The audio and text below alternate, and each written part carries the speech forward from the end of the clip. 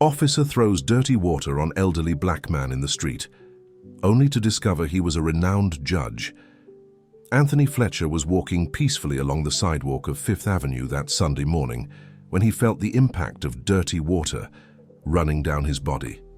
At 67 years old, he never imagined he would experience such humiliation in broad daylight.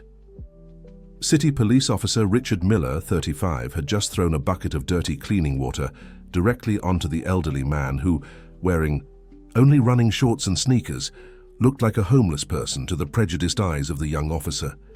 Anthony stood paralyzed, water dripping down his muscular and well-maintained body despite his age, while a satisfied smile formed on the officer's face. "Clean enough now, old man? This isn't a place to be wandering around shirtless. Move along," shouted Richard, drawing laughter from two other officers watching the scene from across the street. Anthony took a deep breath, controlling the anger boiling inside him. His eyes, marked by decades of experience in the New York courtrooms, stared at the young officer with an intensity that made the smile on Richard's face slowly wither. "My name is Dr. Anthony Fletcher, retired federal judge of the Southern District, Court of New York, and your name and badge number are," he asked in a firm voice, without showing the tremor of indignation running through his body. The blood drained from Officer Miller's face. His once arrogant gaze now displayed pure terror. People passing by began to stop, some already with phones in hand, recording the scene that would become viral on social media within hours. "Sir, I'm sorry, I didn't know," stammered the officer, now taking a few steps back. "Obviously you didn't know. You saw only a black man without a shirt and presumed I was homeless, isn't that right?" said Anthony, water still dripping from his muscular body. "Every day I run 5 miles in Central Park. I live in that building right there." He pointed to a luxury high-rise a few yards away. "I stopped just for a minute to catch my breath when you decided I didn't deserve to be here." A woman approached, offering a handkerchief so the judge could at least dry his face. It was Mrs. Margaret, a 70-year-old woman who managed the bakery on the corner and knew Judge Anthony well. "Dr. Fletcher, how outrageous. Are you all right?" she asked, indignant. "I will be, Mrs. Margaret," he answered with dignity. "But I think our friend Officer Miller here will have a lot of explaining to do to his superiors." Richard, now completely pale, tried to find words. "Sir, it was a misunderstanding. I'm just doing my job, keeping the streets clean. By throwing dirty water on pedestrians, that's your concept of cleanliness?" questioned Anthony, maintaining his composure despite the humiliation. "I want to see your identification now." A small crowd had already formed around them. Some people were filming, others commenting indignantly. The case of the retired federal judge humiliated by a city police officer was about to become the catalyst for a crisis no one could have predicted. That same afternoon, the video of the humiliation already had over 1 million views. The Internal Affairs Division of the New York City Police Department issued a statement promising a thorough investigation. Meanwhile, Anthony, in his apartment, was trying to recover from the shock. It wasn't just the physical humiliation that had shaken him, but the realization that even after a lifetime dedicated to justice, all it took was being shirtless on the street to be treated like a nobody. The phone wouldn't stop ringing. Journalists, friends, former colleagues from the court, everyone wanted to know how he was doing.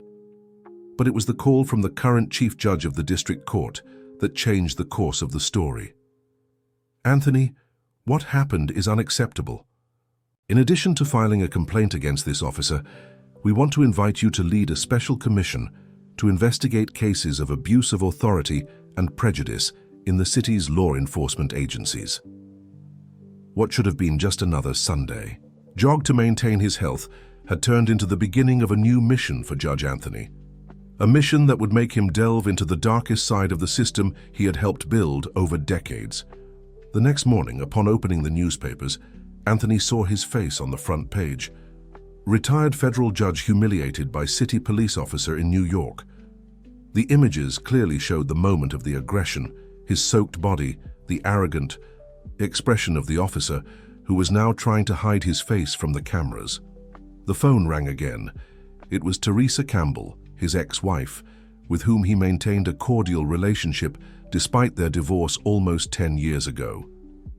"Anthony, I just saw the news. How are you?" Her voice showed genuine concern. "Physically fine, Teresa, but I admit I'm shaken. I never imagined going through this at 67, he replied, sitting in his living room armchair, observing the city through the panoramic window. "Are you going to sue this officer, aren't you?" asked Teresa, who was also a lawyer and knew her ex-husband's temperament well. "I'm going to do more than that. I've agreed to chair a special commission to investigate cases like mine. This can't continue happening, Teresa. If they did this to me, imagine what they do to people who don't have a voice." On the other end of the line, Teresa sighed. She knew that tone in Anthony's voice. It was the same tone when he decided to take on difficult cases in court, even knowing the risks. "Just be careful, Anthony. Dealing with law enforcement is never simple. Remember the case of journalist Marcus Lee?" She mentioned a case from 20 years ago when a close friend of Anthony's, a journalist investigating police corruption, ended up being silenced in circumstances that were never fully clarified. Anthony's silence was his answer. Of course, he remembered. Marcus had been more than a friend, he had been almost a brother. His loss still hurt even after so many years. "It's precisely because of Marcus that I need to do this, Teresa," he finally said. "Perhaps it's my last chance to correct what I couldn't do in the past." After hanging up, Anthony walked to the bookshelf in his private library. From an engraved, wooden box, he removed an old pocket watch. It had been a gift from Marcus shortly before his departure. On the inside of the lid, an inscription, "So that you never lack time to do justice." It was time to honor that message once again. Dear listener, if you're enjoying the story, please take a moment to like and especially subscribe to the channel. It really helps us who are just starting out. Now continuing. The next morning, Anthony was preparing for the first meeting of the Special Commission. Standing before the mirror, he adjusted the tie on his impeccable navy blue suit. The reflected image showed a 67-year-old black man with well-trimmed grey hair, athletic build and determined gaze. Even though retired for 2 years, Anthony maintained the posture and seriousness that had earned him respect in the New York courtrooms. His driver, Sebastian, was already waiting for him on the ground floor of the luxury building on Fifth Avenue. He had worked for Anthony for more than 15 years and was one of the few people the judge trusted completely. "Good. Morning, Dr. Fletcher. All set for today?" asked Sebastian, opening the door of the black sedan. "Good morning, Sebastian. We'll see what awaits us." "I feel it won't be easy," replied Anthony, settling into the back seat. During the journey to the courthouse, Anthony mentally reviewed the names of the other commission members. Besides him, there would be a representative from the Bar Association, one from the Public Defender's Office, a prosecutor from the District Attorney's Office, and a lieutenant from the City Police itself, appointed as an internal observer. "This name here, Lieutenant Rachel Alvarez, do you know her, Sebastian?" asked Anthony, looking at the list. "Not personally, Dr. Fletcher, but I've heard of her. They say she's a tough one, highly respected within the department. Still young, probably around 35, but already has a reputation for being incorruptible. Interesting that they chose her as a representative. We'll see if she's really immune to peer pressure," commented Anthony, putting the papers back in his folder. Upon arriving at the courthouse, a small crowd of journalists was already waiting for him. Flashes went off as Anthony, with Sebastian's help, got out of the car. Microphones were pushed in his direction. "Dr. Fletcher, do you believe your humiliation was an isolated case or part of a systemic problem?" asked a reporter. "Have you had any contact with Officer Richard Miller since the incident?" questioned another. Anthony raised his hands, asking for silence. "I will not make statements before the first meeting of the commission. I ask that you respect the investigative process that is just beginning." In the courthouse meeting room, the other members were already waiting for him. Anthony immediately recognized Lieutenant Rachel Alvarez. She was a black woman, medium height, rigid posture, impeccable uniform. Her eyes revealed a mixture of respect and distrust when he entered the room. After the formal introductions, Anthony opened the meeting. "First of all, I want to make it clear that we are not here because of what happened to me. We are here because, unfortunately, what I experienced is just the tip of the iceberg of a much larger problem. I want impartial investigations, based on facts, not emotions or external pressures. The meeting continued for almost 3 hours. The first steps were defined: gathering all complaints of abuse of authority from the last 5 years, identifying behavior patterns, mapping regions with the highest incidence of cases. As everyone was preparing to leave, Lieutenant Rachel asked for a moment alone with Anthony. As soon as the door closed, she was direct. "Dr. Fletcher, I need to warn you, you're stirring up a hornet's nest. There are a lot of powerful people who don't want this commission to function." Anthony studied the young lieutenant's face for a few seconds before responding.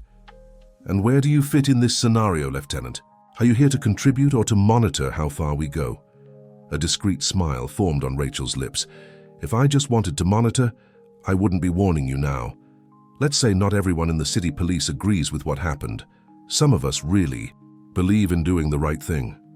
And why should I trust you? You shouldn't for now, but maybe this will help." She handed Anthony a sealed envelope. "These are internal records that never came to light. Dismissed complaints, modified reports, including one about your friend journalist Marcus Lee." Anthony's heart raced at hearing that name. "How do you know about Marcus?" "My father was a police officer at the time. He never agreed with what they did to cover up the case. He kept copies of everything, waiting for the right moment to use them. I think that moment has come."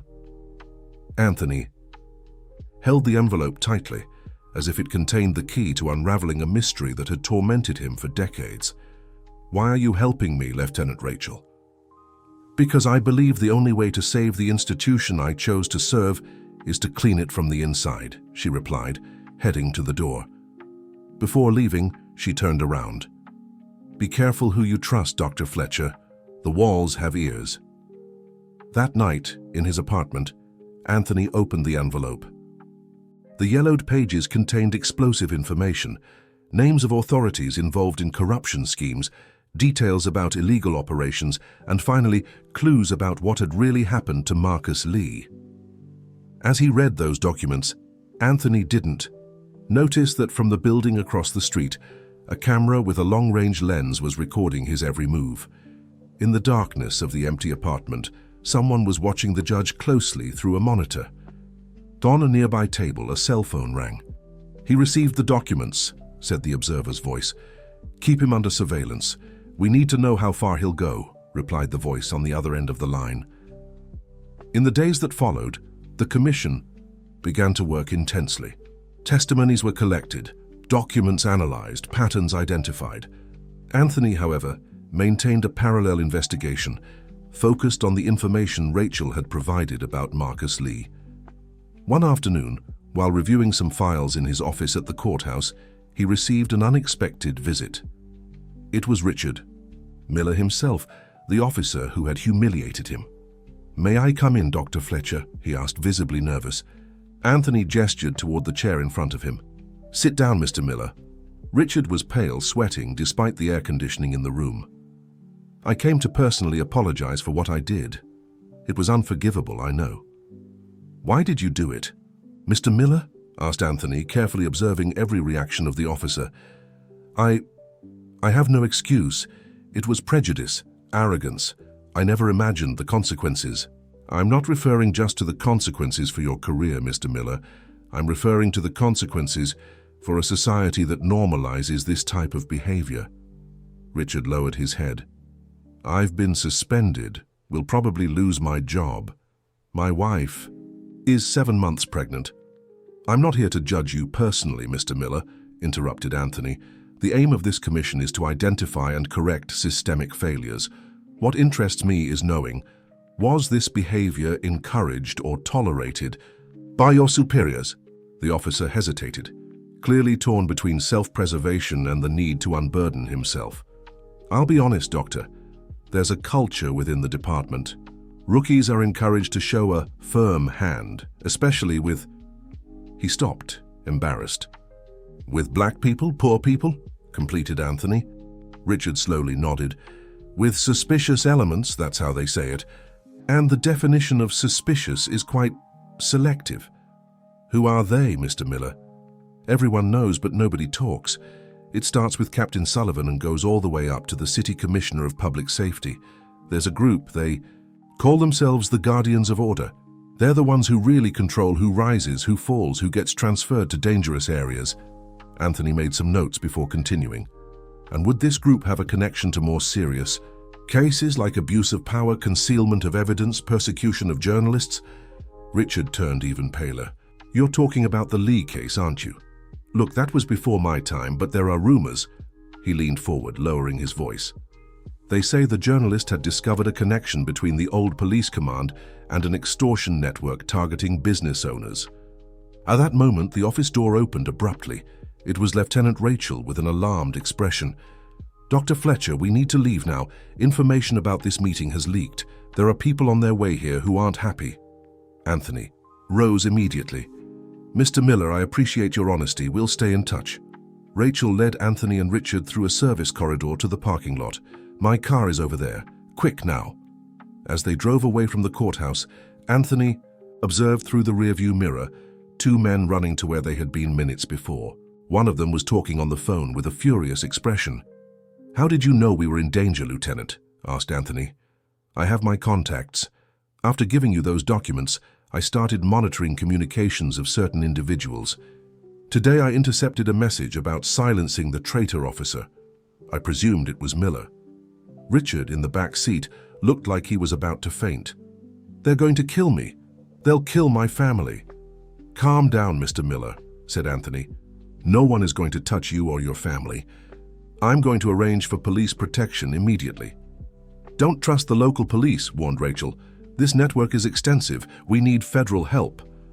Anthony took out his phone and made a call. Mark, it's Anthony. I need that favor, you. Omi. Yes, it's urgent. Protection for a family, yes, real threat. Thank you, friend. After hanging up, he turned to Richard. A friend from the FBI will arrange security for your wife.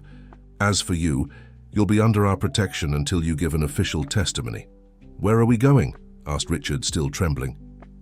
To a safe place, replied Rachel, maneuvering the car onto a side street. A place where the Guardians won't be able to find us. The safe place was a small farm on the outskirts of New York, owned by Rachel's family.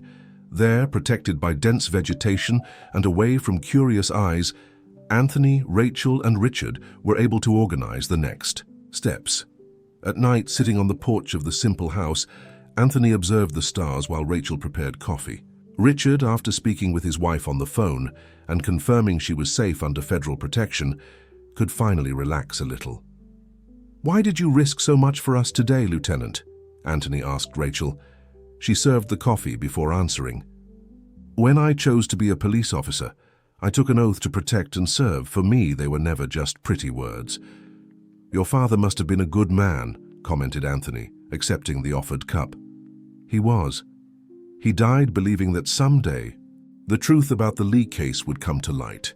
He always said that Marcus was the only person who truly understood the extent of corruption in the system. Anthony felt a lump in his throat hearing that. Your father knew Marcus personally.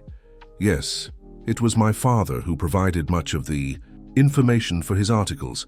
Always anonymously, of course. After they silenced Marcus, my father was never the same.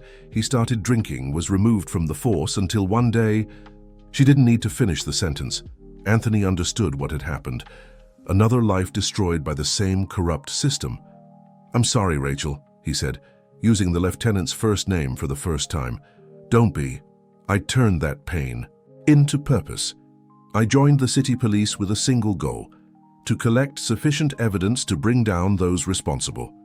And now we have a real chance, added Anthony, looking at Richard, who had been listening to the conversation in silence. With your testimony, Mr. Miller, and the documents Rachel provided, we can finally expose the Guardians.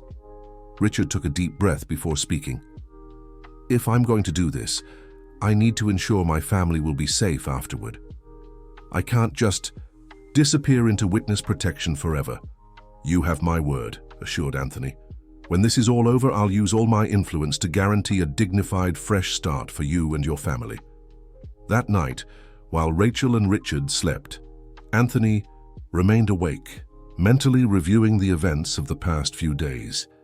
What had begun as a personal humiliation was turning into something much bigger. a chance to clean up a corrupted system, and finally do justice to Marcus. Before falling asleep, Anthony took from his pocket the old watch Marcus had given him, so that you never lack time to do justice. Perhaps after so many years, the time for true justice had finally come. The next morning, they were awakened by the sound of a helicopter flying over the farm. Rachel ran to the window. "It's from the FBI," she announced, relieved. "Must be Dr. Fletcher's contact." Minutes later, a man in a suit descended from the helicopter, accompanied by 2 armed agents. It was Mark Wells, Anthony's longtime friend and now regional director of the FBI. "You always manage to get yourself into interesting troubles, Anthony," said Mark, embracing his friend. "Some troubles find us, my friend," replied Anthony. "Thank you for coming personally." Mark greeted Rachel and Richard before explaining the reason for his visit. "We have information that Captain Sullivan and 3 other high-ranking city police officers are planning an operation to neutralize you. Fortunately, we have an undercover agent who alerted us in time." "What kind of operation?" asked Rachel, tense. "The kind that would end with a regrettable accident involving all 3 of you," explained Mark. "We need to act quickly.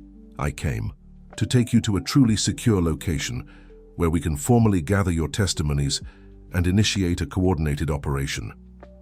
"What about Mr. Miller's wife?" asked Anthony. "She's already under our protection in a confidential location. She's fine, despite the scare." As they prepared to depart, Anthony noticed that Richard seemed even more nervous. "Is there a problem, Mr. Miller?" Richard hesitated before answering. "There's something I didn't tell you yesterday, something that might be important." Everyone stopped to listen to him. "There's a file kept by Captain Sullivan in his personal safe. He calls it his life insurance. There are documents, photos, and recordings incriminating various authorities. The safe is in his home, hidden behind a painting in his office." "How do you know this?" questioned Mark, suspicious. "I was assigned to his personal security detail for 2 weeks, about 3 months ago. One night after drinking heavily, he showed me the safe, bragging about how untouchable he was because of those documents." Mark and Anthony exchanged glances. "This changes everything," said Mark. "If we can get that file, we can dismantle not just the Guardians, but the entire corruption network in one fell swoop." "It would be very risky," warned Rachel.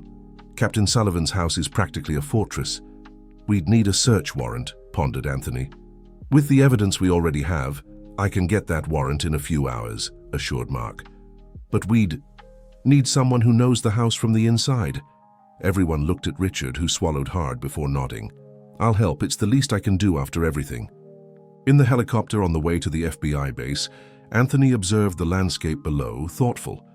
He was about to face the same system that, 2 decades earlier, had silenced his friend. This time, however, he wasn't alone. He had powerful allies, and more importantly, concrete evidence. "What are you thinking about, Doctor?" asked Rachel, seated beside him. "About how life comes full circle, Lieutenant. A week ago, I was just a retired judge taking his morning jog. Now we're about to dismantle a criminal organization that has operated for decades. All because a city police officer decided to throw dirty water on someone he judged to be homeless," she added with an ironic smile. "Sometimes from dirty water comes the opportunity to clean something much bigger," replied Anthony, observing Richard, who was sleeping exhausted on the seat in front. The helicopter landed in an isolated area, away from curious eyes. It was an FBI operational base used only for special operations. There, over the following hours, Anthony, Rachel, and Richard gave detailed testimonies which were recorded and documented. Mark worked on the search warrant request, which was issued by the end of the day. "We have authorization to enter Captain Sullivan's house," announced Mark, showing the document. "The operation is scheduled for 5 a.m., when security will be at its most vulnerable point." It was a long night for everyone. While the Special Operations team meticulously prepared, Anthony couldn't sleep.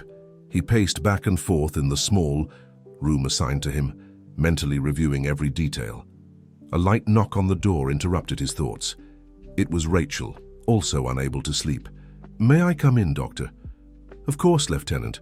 Seems like sleep has abandoned us tonight." Rachel sat in a nearby chair. "I'm thinking about my father. How proud he would be to see this moment. "I'm sure he would," agreed Anthony, "just as Marcus would be." They remained silent for a few moments, each lost in their own memories. "You know what bothers me most, Lieutenant," continued Anthony. "The fact that, no matter how much justice we do now, we can't bring back those we lost because of this corrupt system." "Perhaps not," replied Rachel, "but we can ensure their sacrifices weren't in vain, and we can prevent other families from going through the same." Anthony smiled slightly. "You have impressive wisdom for someone so young, Lieutenant. Growing up watching your father waste away because of an unjust system ages you inside, Doctor." Before they could continue, Mark appeared at the door. "It's time. The team is ready." The operation was executed with military precision. At 5 a.m., FBI agents surrounded Captain Sullivan's mansion. With the element of surprise in their favor, they managed to neutralize the security guards without firing a single shot. The captain himself, surprised still in his pajamas, offered no resistance. Richard, accompanied by special agents, went straight to the office and indicated the painting that concealed the safe. A specialist was called to open it, but it wasn't necessary. Frightened by the situation, Captain Sullivan himself provided the combination. Inside the safe, exactly as Richard had described, was the life insurance and documents, photos, flash drives, all meticulously organized, incriminating dozens of authorities in schemes of corruption, extortion, and abuse of power. Among the documents, a special folder caught Anthony's attention. It had Marcus Lee's name on it. With trembling hands, Anthony opened the folder. It contained photos of Marcus being followed, transcripts of his phone calls, and finally, a detailed report on his neutralization. The names of those responsible were there in black and white, including that of the then Commissioner of Public Safety, now an influential national politician. "Finally," murmured Anthony, holding those papers as if they were the most precious treasure. "Dr. Fletcher," called Mark, "we found something you need to see." In another folder, there were documents about a recent operation called Retired Judge. Anthony immediately recognized his own photo, taken during his morning jogs. There was a detailed plan to publicly discredit him if he began investigating the city police. The incident with Richard hadn't been a coincidence. It had been deliberately orchestrated. "They were monitoring me long before the incident," concluded Anthony, astonished.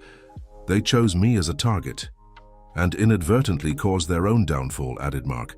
"Their arrogance was their biggest mistake." In the days that followed, the operation gained national proportions.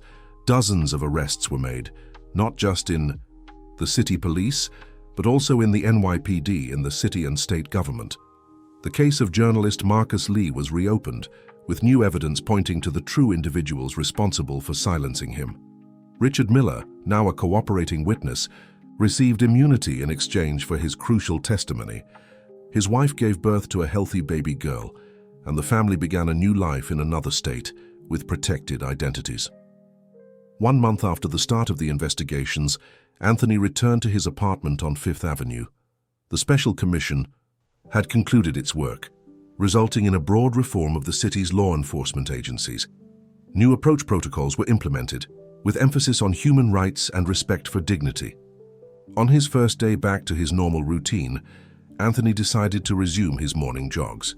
He put on his running shorts, laced up his sneakers, but this time he also wore a t-shirt. As he passed the place where he had been humiliated, he noticed something different.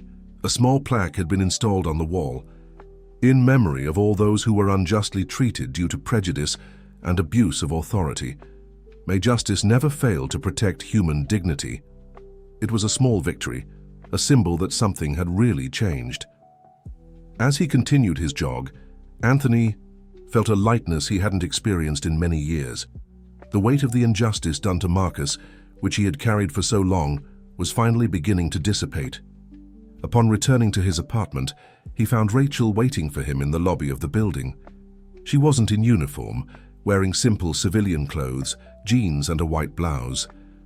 "Good morning, Dr. Fletcher," she greeted. "I hope I'm not disturbing you." "Not at all, Lieutenant. To what do I owe the visit?" "I'm not a lieutenant anymore," she said with a discreet smile. "I resigned yesterday. I decided to follow another path."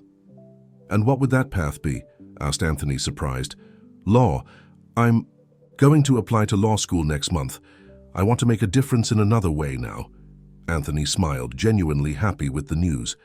You'll be an excellent lawyer, I'm sure. Actually, continued Rachel, a bit hesitant, I was hoping you could guide me. Maybe even let me follow your work, even if informally. It would be an honor, replied Anthony. But I thought I was retired, remember? About that. Rachel took an envelope from her bag and handed it to him. The chief judge asked me to deliver this personally. Anthony opened the envelope right there. It was a formal invitation to assume the presidency of a new institution, the Marcus Lee Institute for Combating Institutional Violence. They approved it, murmured Anthony, moved. The project I proposed was approved. And there couldn't be a better person to lead it, added Rachel. What do you say? Do you accept this new challenge? Anthony looked at the blue sky of New York, thinking about how his life had changed dramatically in the past month. From retired judge to victim of prejudice, from investigator to founder of an institute that would bear his friend's name. I accept, he finally replied, with one condition, that you be my first official intern. Rachel smiled broadly. It would be an honor, Dr. Fletcher. Call me Anthony, he said, extending his hand. After all, we'll be colleagues now. As they went up to the apartment together to discuss the details of the new institute, Anthony couldn't help but think of the irony of it all. An act of prejudice and humiliation had triggered a series of events that culminated in a true revolution in the public safety system. From the dirty water thrown on him that Sunday morning had been born the opportunity to clean decades of injustice and corruption.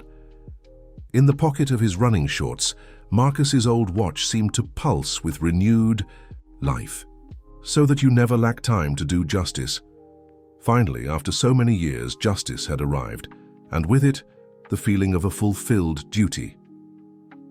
Dear listener, if you're enjoying the story, please take a moment to like and especially subscribe to the channel. It really helps us who are just starting out now continuing. 6 months later, the Marcus Lee Institute was already an established reality. Housed in a renovated historic building in downtown Manhattan, it quickly became a national reference in research and action against institutional violence. Under Anthony's leadership, a multidisciplinary team of lawyers, sociologists, psychologists, and former law enforcement officers worked on various fronts, from assisting victims of abuse of authority to developing new police approach protocols. Rachel, now in her second semester of law school, divided her time between her studies and her work as coordinator of the Victim Assistance Center. Her experience as a former city police lieutenant brought a unique perspective to the work, allowing her to build bridges between security institutions and civil society. It was a Wednesday morning when Anthony received an unexpected visit to his office. Sebastian, his faithful driver, announced, "Dr. Fletcher, Mrs. Teresa Campbell is here. She says she needs to speak with you urgently." Anthony felt a chill down his spine. Teresa, his ex-wife, rarely sought him out in person, especially without prior notice. "Please show her in, Sebastian." Teresa entered the office with the elegance that had always characterized her. At 63, she maintained the proud bearing and penetrating gaze that had captivated Anthony decades ago. Even after their divorce, they maintained a mutual respect and a distant yet sincere friendship. "Teresa, what a surprise. Has something happened?" asked Anthony, standing to greet her. "Yes and no," she replied, sitting in the chair indicated by Anthony. "I've come for 2 reasons. The first is professional. My law firm wants to establish a partnership with the Institute to offer free legal assistance to victims." "That would be wonderful," replied Anthony, genuinely excited about the proposal. "And the second reason?" Teresa hesitated before answering. "The second is personal, Anthony. I received some test results yesterday. Now, they're not good." The smile disappeared from Anthony's face. "What is it? Is it serious?" "An illness detected at an advanced stage. The doctors are optimistic about the treatment, but—" "What can I do?" interrupted Anthony, unable to hear the rest of the sentence. Teresa smiled slightly. "Actually, you're already doing it. Seeing you doing this important work, honoring Marcus's memory, fighting for justice. That gives me strength. Anthony, she paused before continuing, you know I never stopped caring about you even after everything, don't you? Anthony felt a lump in his throat. His marriage to Teresa had ended after 20 years, worn down by his excessive work and their different visions of the future. They never had children, a choice both ended up regretting as the years passed. I never stopped caring either, Teresa, he replied, gently holding her hand. You were always my greatest critic and my greatest supporter. I never forgot that. I want to ask you something, Anthony, said Teresa with teary eyes. If the treatment doesn't... She took a deep breath before continuing. I want you to continue living fully, without guilt, without regrets. Promise me that. Teresa, you're going to be fine. Anthony squeezed her hand more firmly, as if he could transmit his own life through that touch. And we'll fight this battle. Together. Promise, she insisted with a look that accepted no refusal. I promise, he finally replied. They talked for another hour, discussing details of the partnership between Teresa's firm and the Institute, but also reminiscing about moments from the past, both happy and painful ones. There was a sense of reconciliation in the air, as if time had finally healed old wounds. When Teresa said goodbye, Anthony felt emotionally exhausted, but also strangely at peace. He looked out the office window, observing the movement of the city below, thinking about how life continued to surprise him, even at 67. He was interrupted by the phone. It was Mark from the FBI. Anthony, I need you at the courthouse now. The trial of the former Public Safety Commissioner has been moved up to today, and your testimony is crucial. I'll be there in 20 minutes, replied Anthony quickly, returning to professional mode. The trial of former Public Safety Commissioner Oliver Nash, now an influential senator, was one of the most anticipated of the year. As the main person responsible for silencing Marcus Lee, as evidenced by the documents found in Captain Sullivan's safe, he faced serious charges that could result in decades in prison. At the courthouse, Anthony found Rachel waiting for him. At the entrance, she seemed anxious. Dr. Fletcher, we have a problem. The defense attorney has filed a last-minute motion to invalidate the evidence from the safe. On what grounds? Questioned Anthony, concerned. Claiming that the operation resulted from a personal persecution motivated by your humiliation. They're trying to characterize the entire process as a personal vendetta. Anthony felt anger growing inside him, but he remained calm. It's a desperate strategy. The evidence is too solid to be invalidated by that argument. There's more, continued Rachel, lowering her voice. They've secured a witness who claims that you and Marcus had a plan to politically destroy the former commissioner since the 90s. They're creating a conspiracy theory to discredit your testimony. Before Anthony could respond, Mark approached quickly. I just discovered who the defense's surprise witness is, he said, with a grave expression. It's Charles Miller, former editor of the newspaper where Marcus worked. The man who refused to publish Marcus's last articles about the corruption.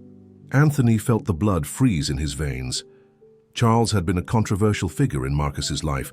Initially, he supported his investigations, but mysteriously backed off in the last months before the journalist was silenced. At the time, Marcus suspected that Charles had been bought off or threatened. This changes everything, murmured Anthony. He has enough credibility to cast doubt on the case. What do we do? Asked Rachel, visibly worried. Anthony closed his eyes for a moment, thinking. When he reopened them, there was a new determination in his gaze. Both of you, come with me, we have little time. They entered a reserved room at the courthouse, where Anthony explained his plan. Mark and Rachel listened attentively, occasionally, asking questions or making suggestions. When they finished, they had only 30 minutes before the start of the hearing. Are you sure about this, Anthony? Asked Mark. It's risky. The truth is always risky, my friend, replied Anthony. But it's long past time for all the secrets to come to light. In the courtroom, the atmosphere was tense, the press filled, the reserved seats, eager for every detail of what was already considered one of the biggest cases of institutional corruption in the country's recent history. On the defendant's bench, former Commissioner Oliver Nash maintained an impassive expression, displaying the same confidence that had characterized him throughout his political career. When Anthony entered, all eyes turned to him. The judge of the case, a stern man with decades of experience, announced, "The prosecution witness, Dr. Anthony Fletcher, may approach for the oath." After the oath, the prosecutor began the questioning, allowing Anthony to detail his connection to the case, his friendship with Marcus Lee, the journalistic work investigating corruption in the city police, the evidence found in Captain Sullivan's safe, and finally, the direct link between the former commissioner and the order to silence the journalist. When it was the defense's turn, Oliver Nash's attorney, a man known for his aggressiveness in court, stood up with a confident smile. "Dr. Fletcher, you claim that your motivation for all this investigation was to seek justice for your journalist friend, correct?" "Yes, among other factors," replied Anthony calmly. "And you deny having a personal vendetta against my client?" "Objectively, yes. I never had personal issues with the former commissioner before discovering his involvement in the case." The lawyer smiled as if he had cornered Anthony. "So are you aware that we have a witness who claims that you and Marcus Lee conspired together against my client since the 90s? "I am aware," replied Anthony, surprising the lawyer with his tranquility. "And I imagine that witness is Charles Miller, the former newspaper editor." It was the lawyer's turn to look surprised. "How do you know that?" "Because Charles was the only person who could make such an accusation with any appearance of credibility," explained Anthony. "And because, fortunately, I prepared for this moment." Anthony made a discreet signal to Mark, who handed an envelope to the judge. "Your Honor, I request permission to present new evidence fundamental to clarify the truth about Charles Miller's testimony." The judge examined the contents of the envelope, his eyebrows rising increasingly as he read. Finally, he nodded. "The evidence is admitted. You may proceed, Dr. Fletcher." Anthony turned to the assembly present. "What I have here are bank statements and documents that prove that Charles Miller received a significant amount from then-Commissioner Oliver Nash just days before refusing to publish Marcus's last report. There are also records of a property on the Spanish coast acquired by a shell company linked to Charles shortly after Marcus was silenced." A buzz took over the courtroom. The defense attorney rose, vehemently protesting. "Your Honor, this is inadmissible.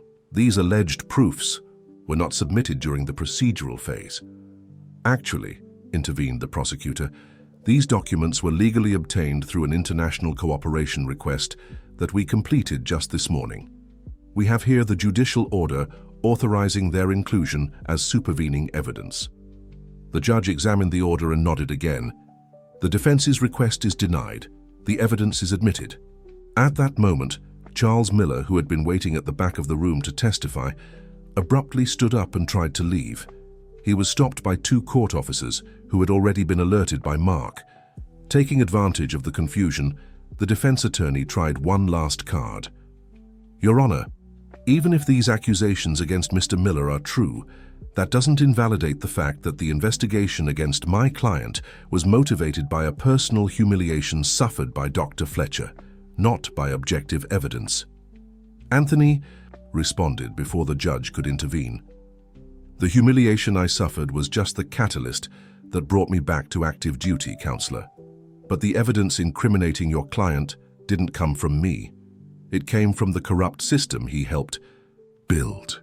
A system so arrogant that it documented its own crimes, confident in its impunity."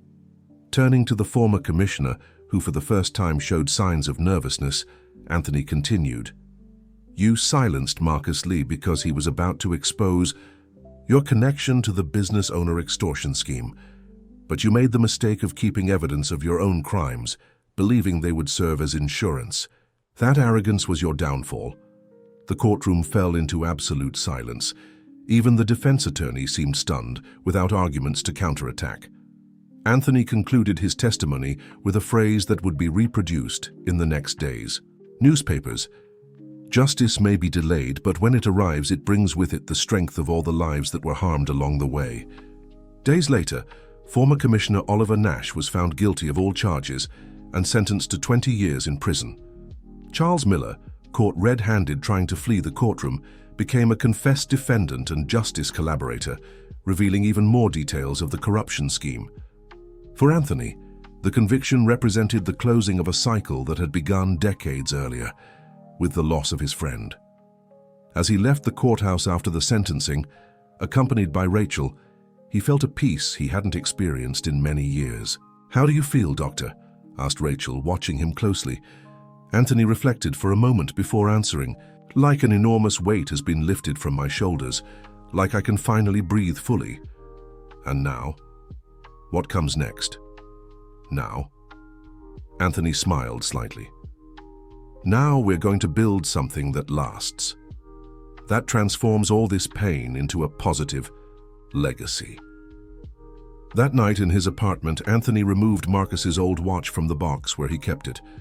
The inscription, "So that you never lack time to do justice," had never made so much sense. Justice had arrived, late but definitive, and with it, the opportunity to build a future where cases like Marcus's would become increasingly rare.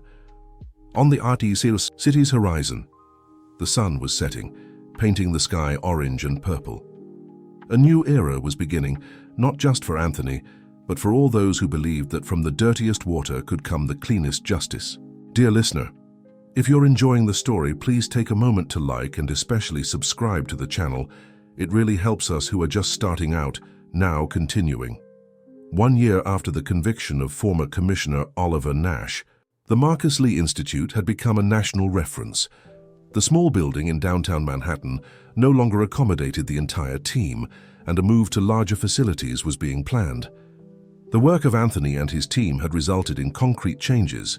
New police approach protocols were implemented throughout the state, human rights training became mandatory for all law enforcement agencies, and an independent system for monitoring police actions was in full operation. Rachel, now in her final year of law school, stood out as one of the most promising students in her class. Her practical experience at the Institute and her knowledge from inside law enforcement made her a distinctive professional, already in demand by major law firms. However, her commitment to the cause of social justice was unwavering. She had already decided that after graduating, she would dedicate her career to serving victims of institutional violence. It was a Thursday morning when Anthony received news that shook his apparent stability. Teresa, his ex-wife, had been hospitalized with complications in her treatment. The doctors were not optimistic. "Sebastian, cancel my appointments for the day," requested Anthony, visibly shaken. "I need to go to the hospital immediately." At Mount Sinai Hospital, one of the best institutions in New York, Anthony found Teresa in a private room. Despite the paleness and evident fragility, she maintained the dignity that had always characterized her. "You've come to see me at my worst moment, Anthony," she joked with a weak smile. "I've come to see the strongest woman I've ever known," he replied, holding her hand. Teresa tried to adjust herself in the bed, and Anthony helped her, placing another pillow behind her back. "Did the doctors tell you?" she asked. "They told me you're facing some complications, but that they're doing everything possible." Teresa looked at him with that penetrating gaze she'd always had, the one that seemed to see through any dissimulation. "Anthony, we've always been honest with each other, even in the worst moments. Let's not change that now. We know my time is running out." Anthony felt a lump in his throat but respected her courage. "What can I do, Teresa? Tell me, and I'll do everything in my power." "You're already doing it," she replied, gently squeezing his hand. "You're here. And more importantly, you're living your life with purpose, doing something that matters. That gives me peace." They talked for almost 2 hours. They spoke about their shared past, the dreams they had together, the mistakes they both made. There were no recriminations, just the serene observation of two people who had matured enough to see the complete panorama of a shared life. "You know what I regret most, Anthony?" said Teresa, looking out the window of the room. "Not having had children. For a long time I blamed you and your dedication to work, but the truth is that I was afraid too. Afraid I wouldn't be a good mother, afraid that a child would drive us even further apart." "I regret it too," confessed Anthony. "Perhaps if we had tried, our story would have been different. Or perhaps not," she replied with a melancholic smile. The important thing is that we did the best we could with what we had at the time.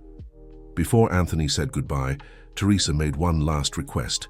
When I'm no longer here, I want you to use my share of the law firm to expand the institute. I've already talked to my partners. They've agreed. Teresa! Anthony was speechless, moved by the gesture. It's the legacy I want to leave, Anthony. A small contribution to the justice that you and Marcus always sought. 2 weeks later, Teresa passed away. It was a serene transition, at peace, with herself and with the world she was leaving. Anthony was by her side, holding her hand until the last moment. Hundreds of people attended the farewell ceremony, fellow lawyers, clients she had helped over the years, friends and family. Rachel remained by Anthony's side throughout the event, offering silent but constant support. She had only known Teresa in the last few months, but had developed great respect for the lawyer who, even while fighting her own battle, found time to guide young law students. In the days that followed, Anthony immersed himself in work, seeking in the Institute the strength to overcome this loss. The legacy left by Teresa would allow for the dreamed expansion, including the opening of branches in other American cities. It was during one of these nights of intense work that Rachel found Anthony in his office long after normal hours. "Dr. Fletcher, you need to rest," she said, placing a cup of tea on his desk. "You can't continue at this pace." Anthony looked at her, noticing the genuine concern in her eyes. "I'm fine, Rachel. Work helps me deal with everything." "I understand that better than many," she replied, sitting in the chair across from him. "After my father was gone, I also threw myself into work to not feel the pain, but eventually the pain catches up with us, no matter how much we run." Anthony sighed, recognizing the truth in those words. "Life has been a series of losses, Rachel. Marcus, Teresa, sometimes I wonder what I'm really building." "You're building a legacy, Doctor. A legacy that's already changing lives. The families we assist daily, the protocols we helped reformulate, the police officers who now think twice before abusing their authority. All of this is real. And it happened because a retired judge had the courage to transform a personal humiliation into a fight for justice." Anthony smiled slightly, touched by the young woman's words. "You have a gift for putting things in perspective. Rachel, I learned from the best," she replied with a smile. "Now promise you'll go home to rest. Tomorrow we have the inauguration of the new headquarters, and we need you in top form." The inauguration of the new Marcus Lee Institute headquarters was a landmark event for New York City. Housed in a completely restored historic mansion, the Institute now had appropriate spaces for victim assistance, a specialized library on human rights, training rooms, and a gallery with a permanent exhibition on emblematic cases of institutional violence and the victories achieved in the fight for justice.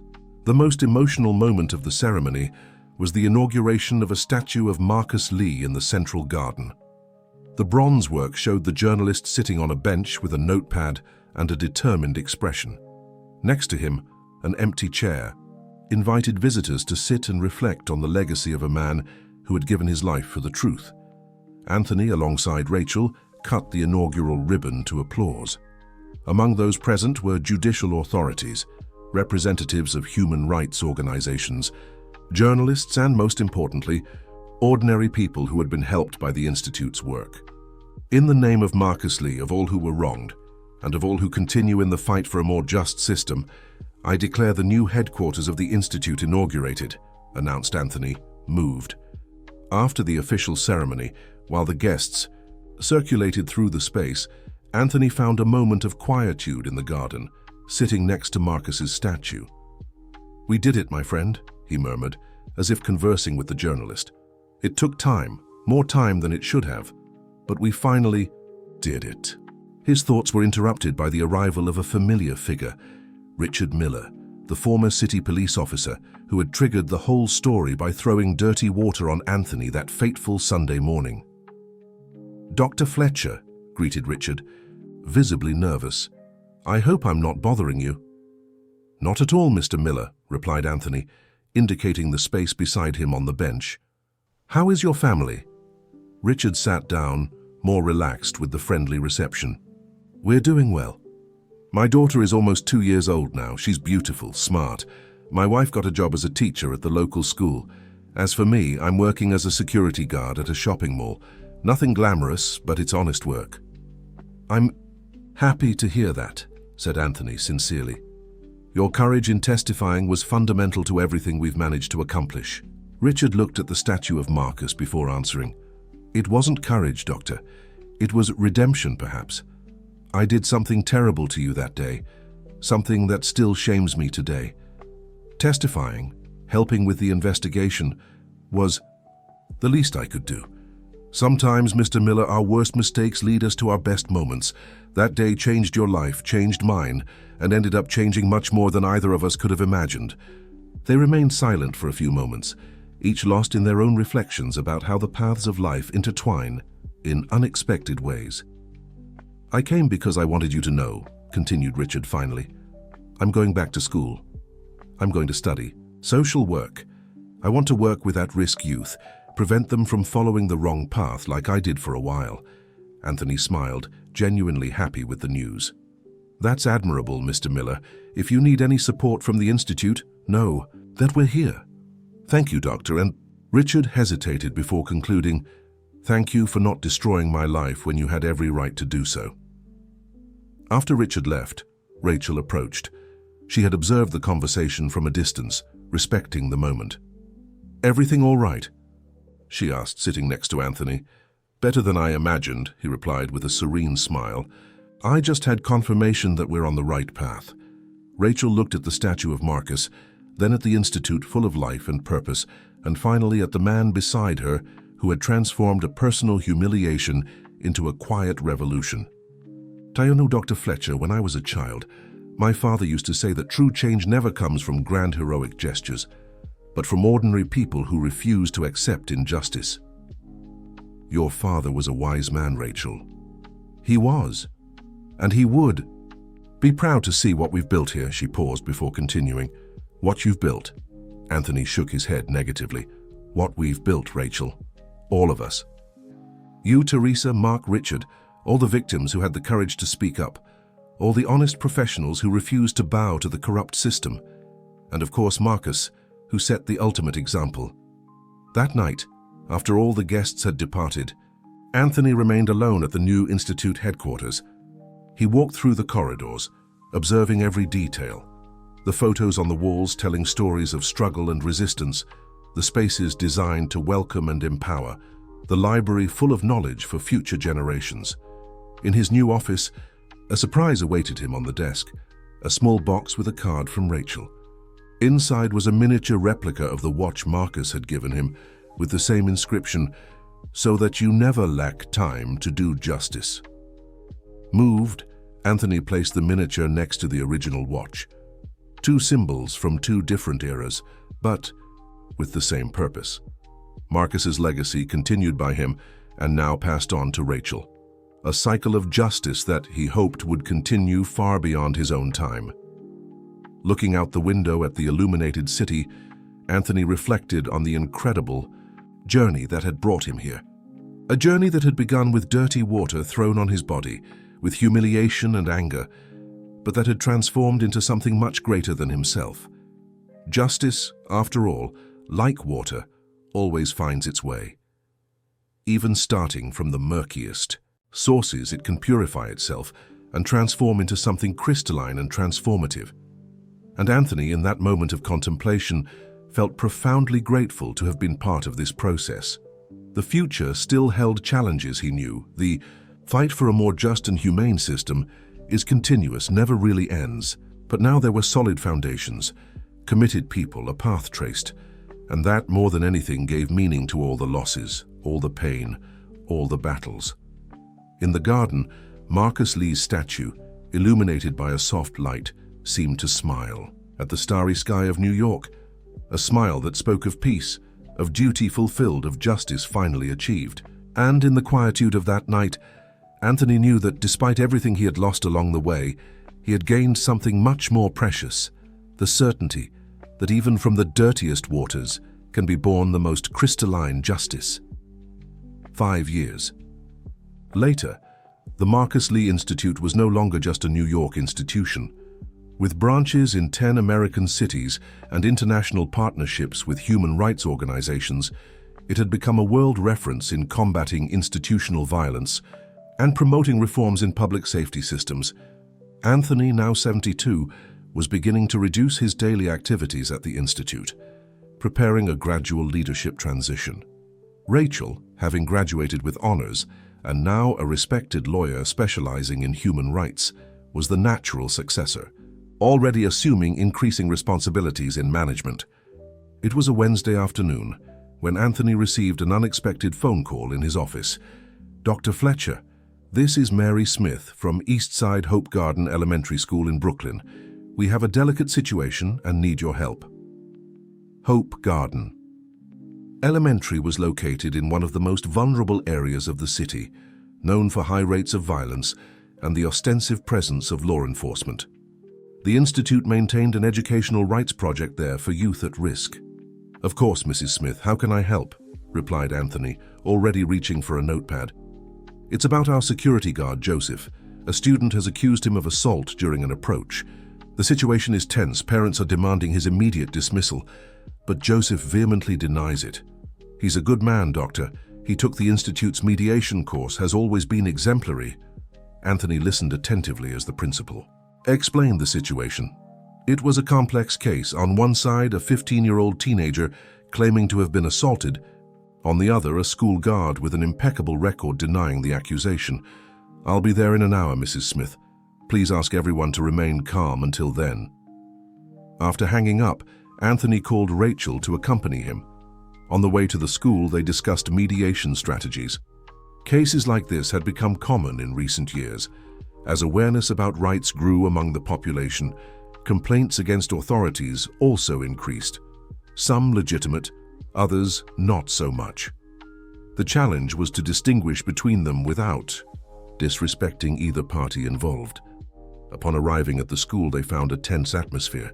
In the courtyard, a group of parents demanded the immediate dismissal of guard Joseph, while staff tried to calm the situation. The guard, a middle-aged black man, waited in a separate room, visibly shaken. Principal Mary Smith, a dedicated woman who had managed the school for 2 decades, received Anthony and Rachel with evident relief. "Thank God you're here. The situation is worsening. Some parents are threatening to not let their children return to school as long as Joseph is here." Anthony asked to speak first with the teenager who had made the accusation. Lucas, a thin young man with a suspicious look, entered the room accompanied by his mother, a woman with a tired expression who was raising 3 children alone. "Lucas, can you tell me what happened, in your own words?" asked Anthony, in a gentle but direct tone. The teenager looked at his mother, who nodded, encouraging him. "I was at the back wall smoking with some friends. Joseph came shouting, pulled me hard by the arm and pushed me against the wall. He hurt my shoulder, look." He showed a red mark on his right shoulder. "Were you smoking a regular cigarette or another substance, Lucas?" asked Rachel, without an accusatory tone. The young man hesitated. "Just a cigarette, ma'am." His mother intervened. "Dr. Fletcher, my son has never had problems with drugs. He's a good boy, just a bit rebellious sometimes, but that doesn't give anyone the right to assault him." "I completely agree, ma'am," replied Anthony. "No circumstance justifies violence against a teenager, but we need to understand exactly what happened to take appropriate measures." After hearing more details of Lucas's version, Anthony and Rachel went to talk with Joseph. The school guard, who had worked at the institution for 8 years, seemed genuinely disturbed by the accusation. "Dr. Fletcher, I swear by all that's sacred I didn't assault the boy. Yes, I approached him when I saw him smoking with 2 other students. I asked them to put out the cigarettes and return to class. Lucas reacted badly, tried to run away, and I held him by the arm to stop him. He struggled and ended up hitting his shoulder on the wall, but there was no aggression on my part." "Were there cameras at the location, Joseph?" asked Rachel. The guard shook his head negatively. "Unfortunately not, ma'am. It's a blind spot in the school's security system. And witnesses. The other 2 boys who were with him, but I doubt they'll tell the truth. They're very close." Anthony reflected for a moment. It was a classic case of word against word, without conclusive evidence for either side. Exactly the type of situation that, in the past, would almost always lean towards the side of authority, with the teenager's word being discarded, but also the type of situation where, in the current climate, authority could be unjustly punished without due process. "Let's talk to the other students," decided Anthony, "and then gather all parties for mediation." The two other teenagers who were with Lucas presented slightly different versions. One claimed Joseph had been aggressive, while the other said the guard had only tried to prevent Lucas from running away. Neither mentioned the push against the wall. After almost 2 hours of individual conversations, Anthony proposed a mediation session with Lucas, his mother, Joseph, Principal Smith, and representatives of parents and teachers. Rachel would conduct the mediation, with Anthony as an observer. At the beginning, tempers were high. Lucas's mother demanded the guard's immediate dismissal, while some teachers defended Joseph, highlighting his exemplary record. Rachel, with skill and patience, managed to establish an environment of mutual listening, where each party could express their perspective without interruptions. Gradually, a more complete narrative began to emerge. Lucas admitted that he was, in fact, smoking marijuana, not a regular cigarette, and that he had reacted aggressively when approached for fear of severe punishment. Joseph acknowledged that, although he had not intentionally assaulted the young man, he could have been more careful in his approach, especially considering the difference in physical strength between them. After 3 hours of mediated dialogue, they reached an agreement that surprised everyone with its maturity. Joseph would take an additional course in non-violent approach offered by the Institute. Lucas would participate in a drug awareness program, and the school would implement a clearer protocol for disciplinary situations, developed with the participation of students, parents, and staff. "What we have just witnessed," said Anthony at the end of the session, "is exactly the type of solution we seek to promote through the Institute, one that is not based on punishment and exclusion, but on accountability, learning, and collective growth." On the way back to the Institute late in the afternoon, Anthony and Rachel reflected on the case. 5 years ago, this conflict would have ended very differently, commented Rachel. Either the teenager would have been summarily discredited, or the guard would have been fired without a chance to defend himself. "That's true," agreed Anthony. "We're advancing, even if slowly. Each case like this brings us a little closer to a truly just system." Upon arriving at the Institute, they found a surprise waiting for them. Richard Miller, the former city police officer who years before had thrown dirty water on Anthony, was in the main lobby with his wife and a girl of approximately 7 years. "Dr. Fletcher, Dr. Rachel," greeted Richard with a broad smile. "How good to see you." "Mr. Miller, what a pleasant surprise," replied Anthony, shaking his hand. "And this must be your family." "Yes, my wife Julia and my daughter Anna," introduced Richard. "We came to New York for Anna's routine medical checkup, and I couldn't miss the opportunity to show them the Institute. Daddy talks a lot about you, Dr. Fletcher," said little Anna with the typical innocence of children. "He says you're the bravest person he knows." Anthony smiled, moved by the simple words of the girl. "Your father is very brave too, Anna. One of the bravest men I've ever known." Richard, now with a degree in social work and working with youth in vulnerable situations in his new city, was a living example of transformation, from aggressor to ally, from part of the problem to part of the solution. "I finished my postgraduate studies in conflict mediation," Richard proudly shared, "and we're implementing a project inspired by the Institute's work in our community. It's still small, but it's already making a difference."